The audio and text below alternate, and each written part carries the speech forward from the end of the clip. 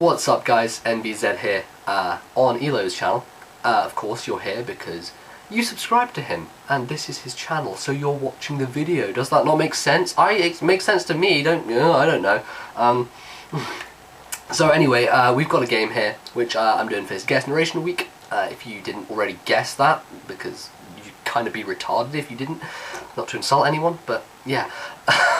What am I saying? So we're going to jump straight into this match here. It's against xLastSurvivor, who is a cool dude. He actually made my own channel background, my YouTube channel description background, and he does graphics and arts and stuff, so you can check out his channel. Sure, Elo will leave a link to his channel as well as mine, so if you enjoy this narration after it is completed, then you can go check out my channel and see if you like it.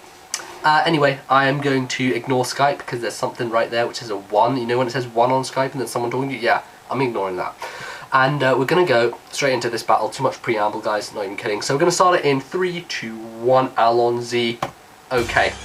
So as you can see in the team preview, xLastSurvivor is carrying a lot of OU pokes in general, the ever-evident Latias, which is a pain in my ass, and other such OU guys. Elo's using a team which generally he's been using for a while, and works out quite nicely. So from the off, Thunderous is going to miss the Focus Blast, which overall was an over-prediction on the first turn. Not a great thing to do in the first turn, you shouldn't really over-predict, but it seems both guys over-predict because Elo predicts him to not Thunderbolt, and you know, xLastSurvivor predicts him to switch out. So they both over-predicted there. Elo got the better of it and managed to get a free layer of Toxic Spikes. Now he is going to go out to his Rotom Heat form, predicting the Thunderbolt here, which he should be able to take really nicely. There's a crit though, and there's always a crit somewhere in the match. Happens to come at one of the most annoying times, which is at the start here, meaning his Rotom is now completely useless for the rest of the match. It did manage to sponge that, would have managed to sponge that Thunderbolt nicely if it hadn't been a crit, and judging by the leftovers, I'm pretty sure that Eric is running a bulky set on the Rotom, so it probably would have been able to live a few more hits. Unfortunately, the Life Orb with Thunderous and the second Focus Blast, which is going to hit, is going to take out the Rotom Heat form, which is really terrible. So in comes Alakazam, and Elo makes an over-prediction of his own here, which doesn't work out for him at all. He goes for the Signal Beam, predicting the switch into maybe Rankarusu to take the Psychic, I'm guessing. But it doesn't happen, and xLastSurvivor just stays in and goes for the Thunderbolt. Maybe xLastSurvivor thought that he'd be faster, or maybe he just wanted to break any potential sashes, but I'm pretty sure Elo doesn't run a sash on his Alakazam. Pretty sure he's running a Life Orb set, so he was kind of lucky to live that hit at 12 HP. Kind of surprised that he did also, even that, you know, a Life Orb boosted Thunderbolt from Thunderous is kind of scary. So yeah, he was lucky to live that, and at this point in comes Bronzong. Elo's going to switch out to his little hat, his Murkrow, his signature dude who just sits there chilling and pretty much wrecks people who are not prepared for it. So he's going to get the Stealth Rocks up. xLastSurvivor, that is going to get the Stealth Rock up, which is going to be beneficial in the long run, I guess, but it isn't going to be too beneficial if Elo isn't switching out too much, which doesn't appear to be the case here, because he has a sub set up and a Gyro Ball which is not able to break the sub, so he's in a pretty much perfect position here. He's going to Mean Lick the Bronzong as he goes for a second Gyro Ball to try and break that sub, which probably will be broken this turn.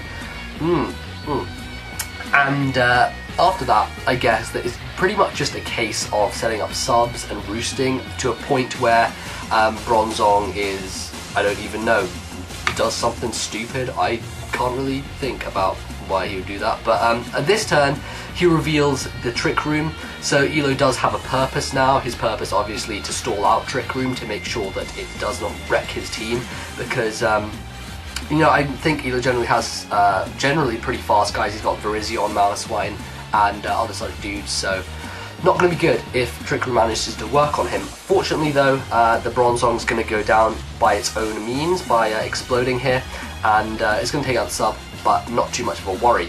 So in comes T-Tart, which has a Lumberry, so the Toxic Spikes aren't going to affect it. Wouldn't have made that much of a difference anyway, because one layer of Toxic Spikes isn't anything to write home about.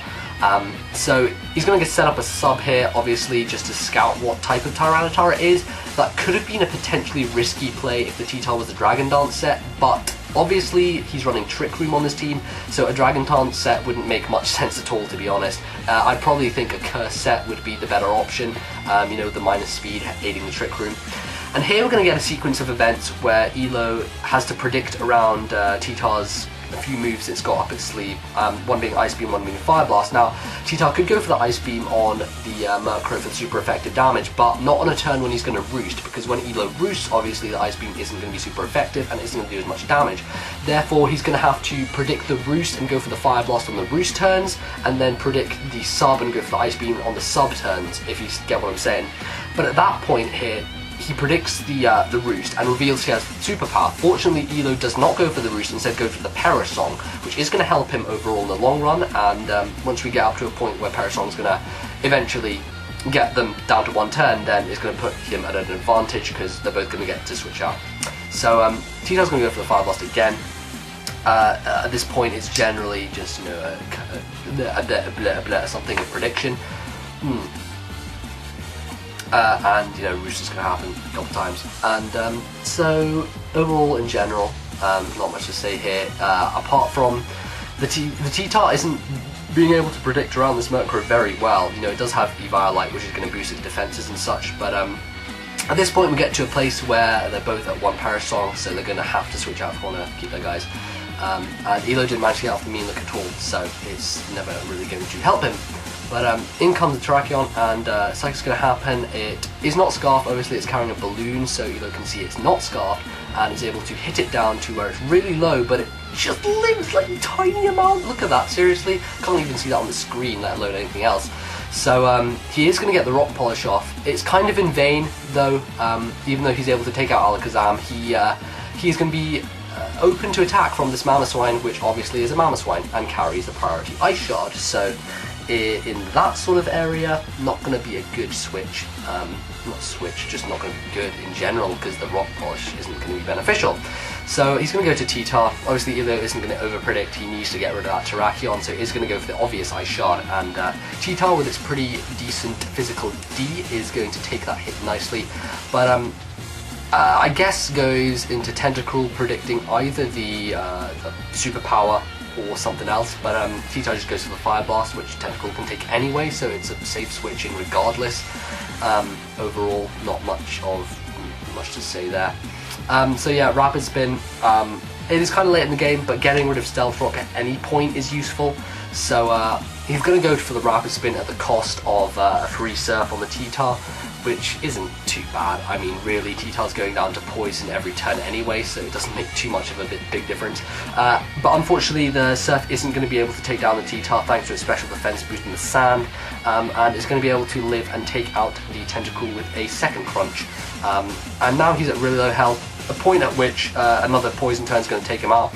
So I really don't know why he didn't go for a superpower here. The obvious roost was extremely obvious, and superpower would have been an easy way to take out Murkrow, and his defenses or attack wasn't lowered at that point, so I don't see why he went for the Fire Blast over superpower. Fire Blast also has the chance of missing, so kind of a poor play on his part. He could have got rid of Murkrow easily there, but at this point he is going to make the prediction of the roost when he brings in his Terrakion, who is also going to die from the poison this turn, so Elo has no reason not to go for the roost, and he's going to go for the close combat as opposed to the Stone Edge. I'm not sure if the Stone Edge would have taken him out, maybe the stab would have helped it, but close combat definitely will, 100%, and down goes Murkrow, unfortunately, but did a hell of a good job this game. So, you know, win some, you lose some, and there we go, we get a double down as both of the pokes go down. So in comes Reuniclus, which is actually kind of threatening. Now, the Poison Spikes obviously aren't going to affect it because of the Magic Guard, and Elo doesn't have too much to hit him with. He has the Stab Leaf Blade, which is going to do a decent amount, and he gets a crit. Now, as you can see here, the Reuniclus is going to set up the Trick Room, which could have been very scary had Elo not got that crit, mainly because he's going to outspeed the Virizion here, go for the Psychic, but also because Elo wouldn't have been able to pick him off with a priority Ice Shard from the Mamoswine, and therefore would have had to be, you know, he would have just had to go for the Ice Shard and see how much it could do. I don't think he had anything else slower than this to take advantage of the Trick Room and take it out, so kind of got saved by that crit a little bit. I don't know how much it mattered in the long run, but overall Latias is going to come in here and is his last guy, which is going to die to an Icicle Crash. I was kind of surprised that Mamoswine managed to outspeed Latias there, but apparently it does a good job of outspeeding the dragon. So yeah, that's going to be the game. Elo's going to take the win. I don't know what the score was. probably like a 2-3-0 maybe, something like that. But it was a cool match. I enjoyed it. Definitely shows the potential of Murkrow, and if you don't predict around it correctly, that sort of sequence with the T-Tar Murkrow thing, you just shows the the importance of prediction, and when you know. I can't even speak, I'm sorry, but what I'm trying to say is thinking around your opponent's moves and what they're going to do. So yeah, I enjoyed it. Hopefully you guys did too. Giving a fresh pair of eyes to one of Elo's battles, and hopefully you guys enjoyed the rest of this guest narration week. I know there are a lot of other cool people doing it, so overall, thank you guys for watching. If you would like to check out my channel, I'm sure the link will be left in the description below. Check out the opponent's channel, xLastSurvivor, and I will see you guys whenever I see you. Later.